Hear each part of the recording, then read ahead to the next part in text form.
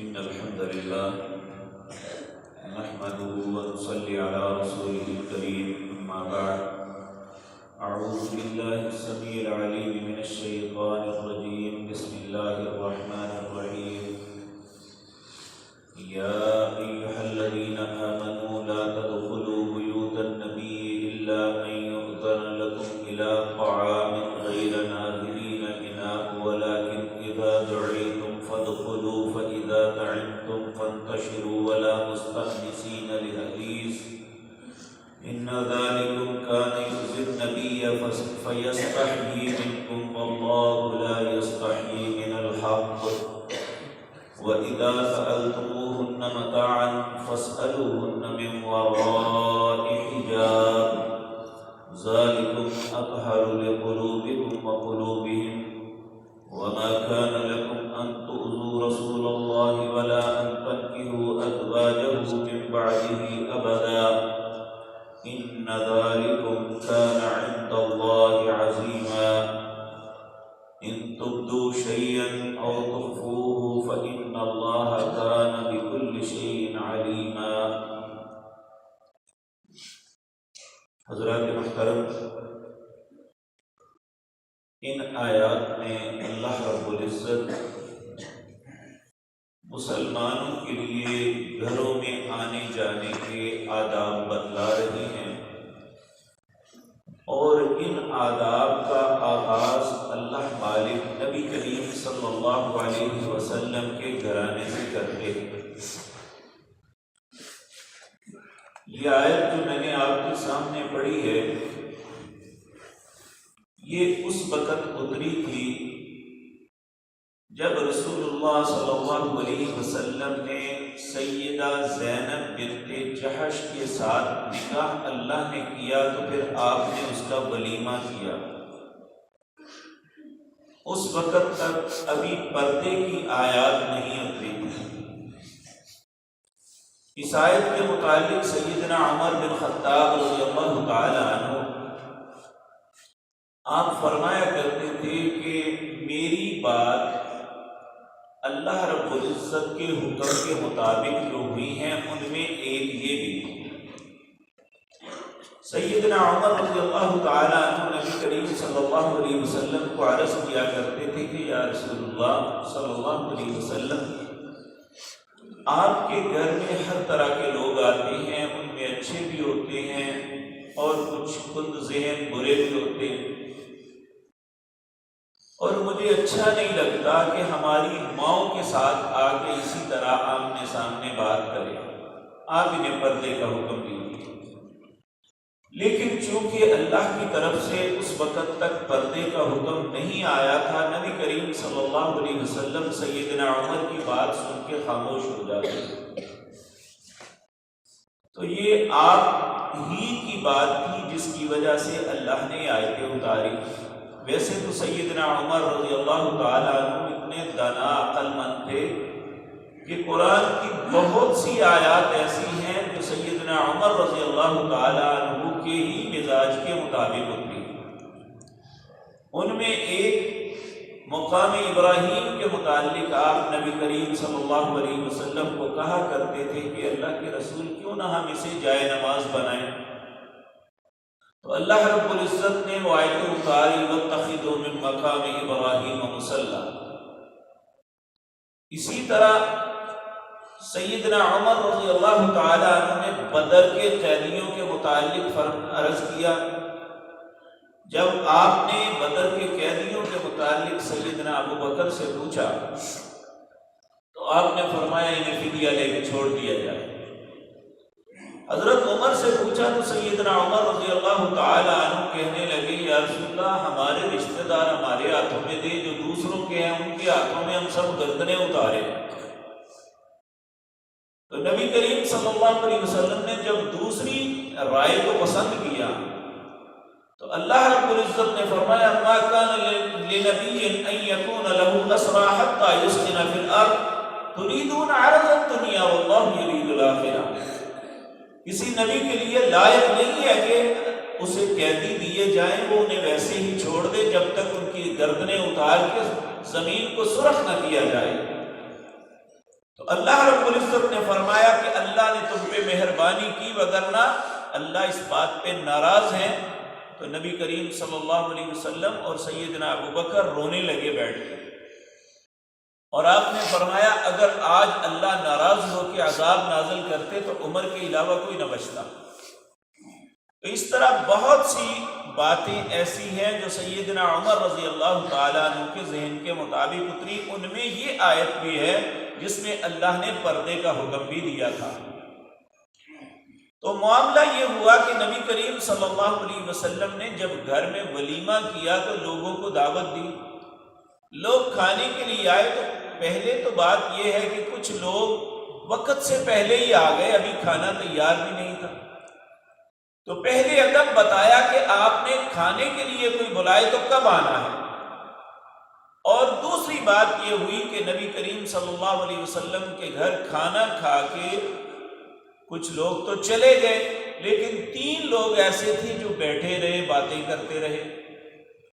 اور آپ بڑے ہی باحیا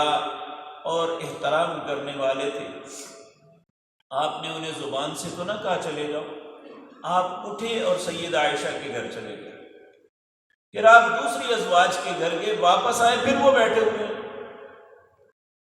اور پھر آپ چلے گئے، یہاں تک کہ وہ تینوں نے محسوس کیا تو پھر اٹھ کے گئے۔ اور اس وقت رسول اللہ صلی اللہ علیہ وسلم کو یہ آیات اللہ رب العزت نے عطا فرمائی۔ سیدنا انس رضی اللہ تعالی عنہ اس حدیث کو بڑی تفصیل کے ساتھ روایت کرتے ہیں، کہتے ہیں میں نے آپ کو جا کے بتایا کہ اب وہ تینوں چلے گئے ہیں، پھر آپ اپنے گھر میں آئے تو آپ نے ہمارے اور اپنے گھر کے درمیان پردہ لٹکا دیا، تو اس وقت آپ پہ یہ آیتیں نازل ہوئی تھی۔ تو اللہ رب العزت یہاں پہ یہ آداب بتا رہے ہیں جو قیامت تک کے لیے ہمارے لیے ایک اسوہ ہے۔ اللہ فرماتے ہیں یا ایھا الذین آمنوا، اے لوگوں جو ایمان لائے ہو، لا تدخلوا بیوت النبی، نبی کے گھر میں داخل نہ ہو، الا ان یؤذن، یہاں تک کہ تمہیں اجازت دی جائے کہ تم آؤ، الی طعام غیر ناظرین اناہ لکم اناہ ولکن اذا دعیتم فادخلوا فاذا طعمتم، کہ تم اپنے آپ چلے جاؤ اور کھانے کے انتظار میں بیٹھے رہو، نہیں، اذا دعیتم، جب تمہیں بلایا جائے، فادخلوا، اس وقت داخل ہو، فاذا طعمتم، جب تم کھانا کھا لو، فانتشروا، پھر اٹھ کے چلے جاؤ، ولا مستأنسین لحدیث، وہاں باتوں میں نہ لگے رہو، ان ذالکم کان یؤذی النبی، بے شک تمہارے اس عمل سے رسول اللہ کو تکلیف ہوتی ہے، اذیت ہوتی ہے، فیستحیی منکم، وہ تم سے حیا کرتے ہیں، واللہ لا یستحیی من الحق، اور اللہ حق بات کہنے میں کوئی حیا محسوس نہیں فرماتے۔ وَإِذَا سَأَلْتُمُوهُنَّ مَتَاعًا،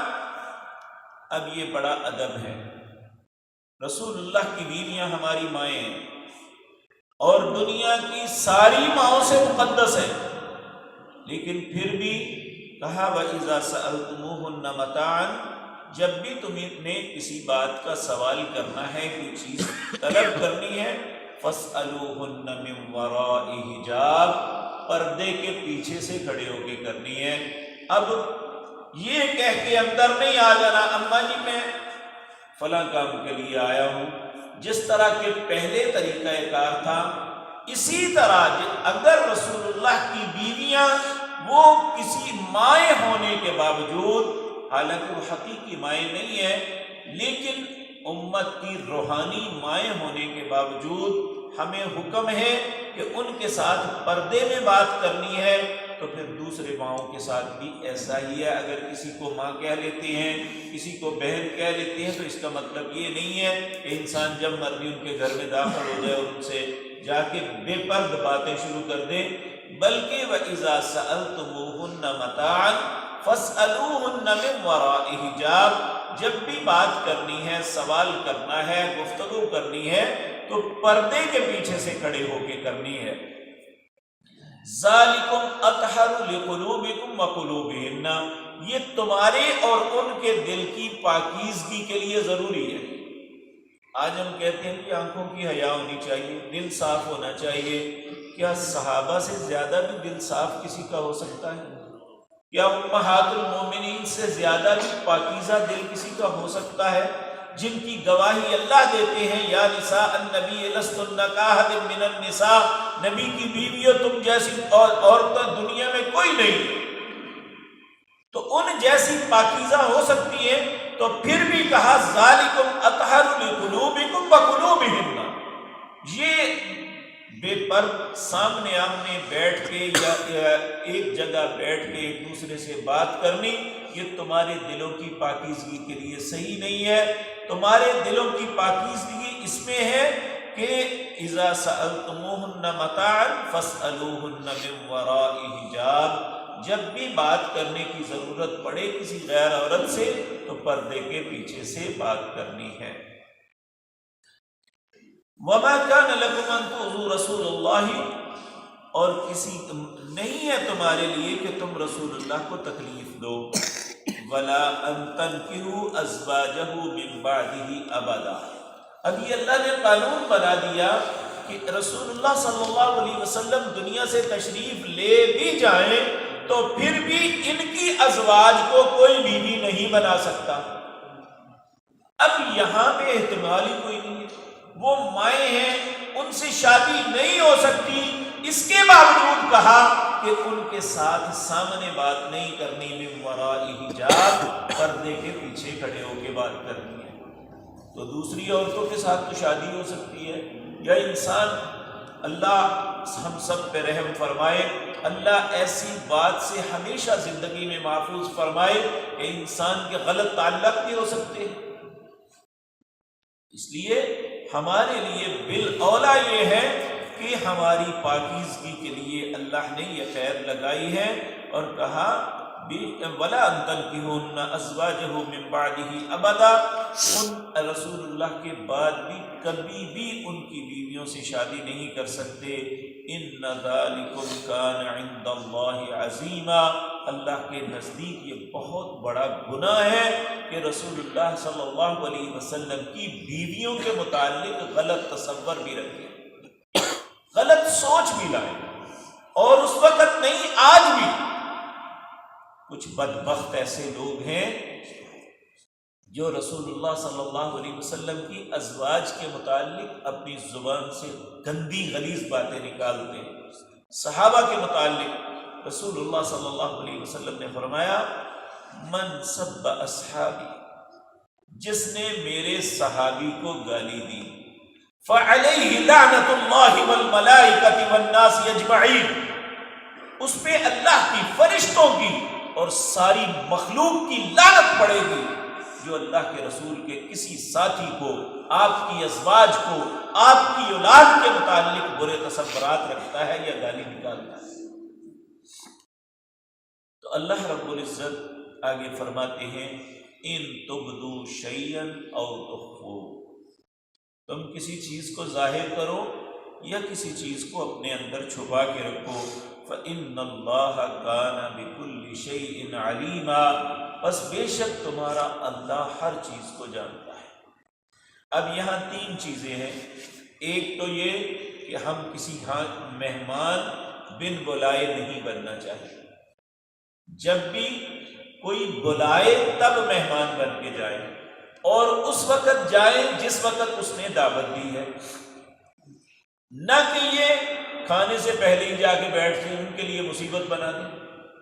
اور کھانا کھانے کے بعد پھر واپس آ جانے کا حکم ہے۔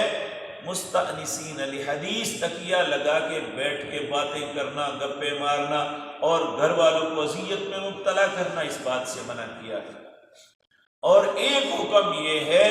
کہ جب بھی سوال کرنا ہے کسی خاتون کے ساتھ، من وراء حجاب، پردے کے پیچھے سے کرنا ہے۔ یہ ہمارے دلوں کی پاکیزگی کے لیے اور ان خواتین کی پاکیزگی کے لیے اللہ نے ایک قید لگائی ہے جسے قبول کرنا ضروری ہے۔ اور اگر یہ کہیں کہ ہمارا دل صاف ہے تو اللہ رب العزت کہتے ہیں ان تبدو ما فی انفسکم او تخفو، جو کچھ ظاہر کرتے ہو اور جو کچھ چھپاتے ہو، تم اللہ سے کچھ نہیں چھپا سکتے، اللہ ہر چیز کو جانتا ہے۔ اگر اللہ سچے ہیں اور اللہ کی بات سچی ہے تو پھر یقین جانیے ہمارا رویہ اللہ کے حکم کے خلاف۔ تو اللہ رب العزت ہمیں اپنی اطاعت کی توفیق عطا فرمائے، اسی پہ زندہ رکھے اور اسی پہ موت عطا فرمائے۔ اقول قولی ھذا واستغفر